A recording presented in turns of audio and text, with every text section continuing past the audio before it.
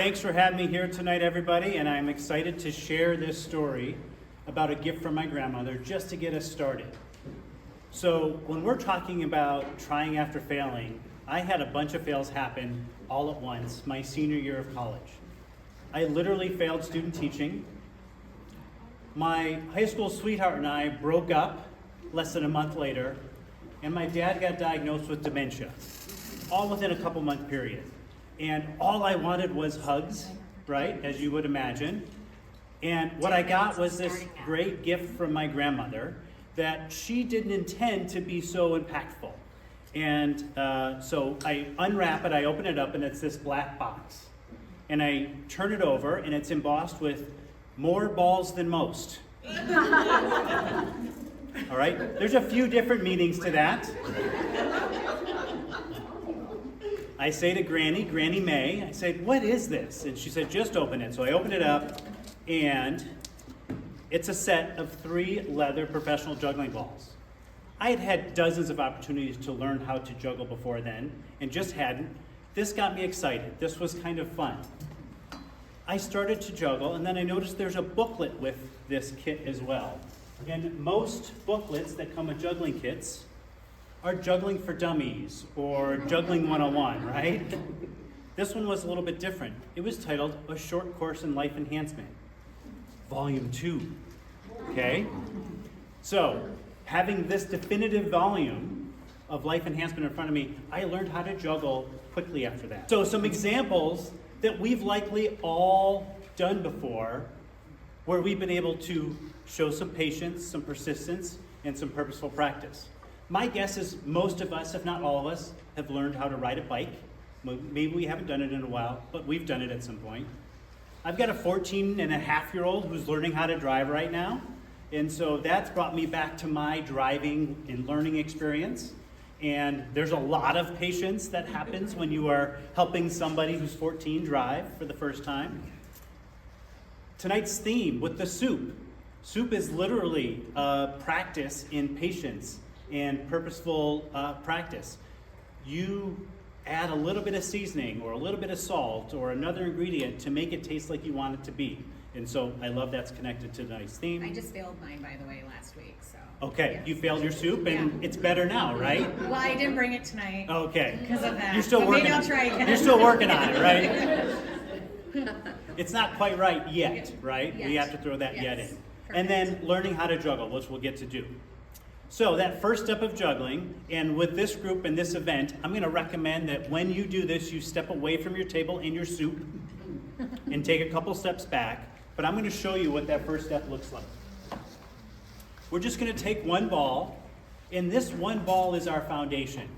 We need to get really, really good at this one ball, and most people can't do that in a few minutes and all in one night. But we need to be really good at one ball before we add in a second and a third. So this is what one ball looks like.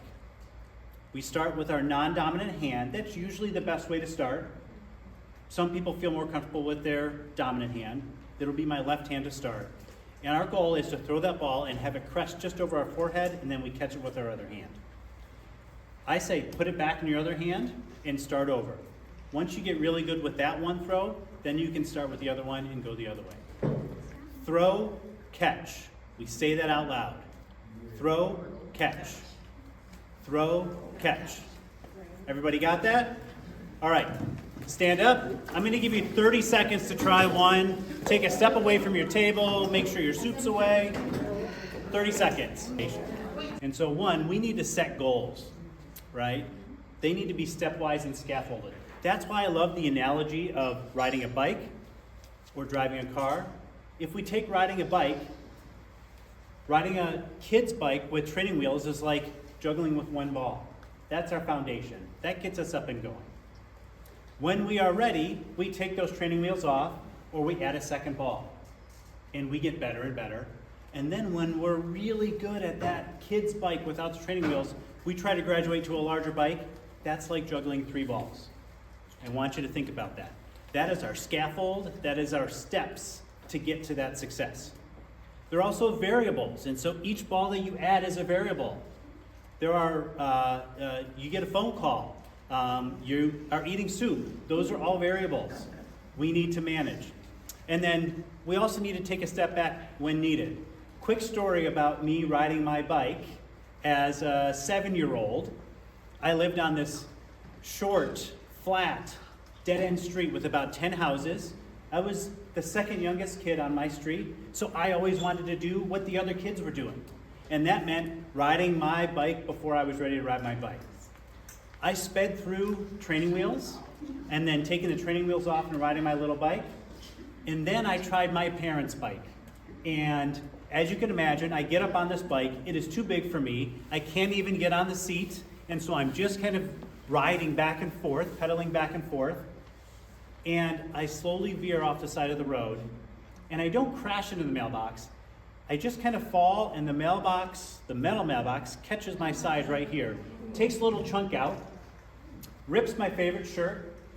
I look down and I see some blood. I say, this looks bad. I should cry. I start crying, and I walk my bike back home. And since this was the late 1900s, right? My parents were out doing yard work, and they saw how I was injured, and they said, go get a wet washcloth, put it on it, sit in the car, we'll take you to the hospital when we're done. Okay? And what felt like 2 hours was probably about 5 or 10 minutes. We went to the hospital, I got 4 or 5 stitches. I was fine, I got a new shirt. I still know how to ride a bike today, and so that was my first known, remembered instance of having to take a step back. And so sometimes we need to take a step back. And then I want us to embrace that failure. So when we drop a ball, when we crash our bike, we then celebrate that. Throw, throw, catch, catch. Throw, throw, catch, catch. And then when this happens, what do we do? How fascinating. All right? I'm going to give you 30 seconds to do that. I'm already over time, and so 30 seconds for that. Show us again, Tom. Throw, throw, catch, catch. Say it out loud. Throw, throw, catch, catch. How fascinating. Who made a mistake? Raise your hand. Okay. Great. Who had some success? Okay, so this is what normally happens, right? Mistake. So quick to admit it, right? All of you had success. All of you have made progress since you started, right? But that hand, not as quick to do that. We need to celebrate that. It's healthy to celebrate and acknowledge that progress and that success.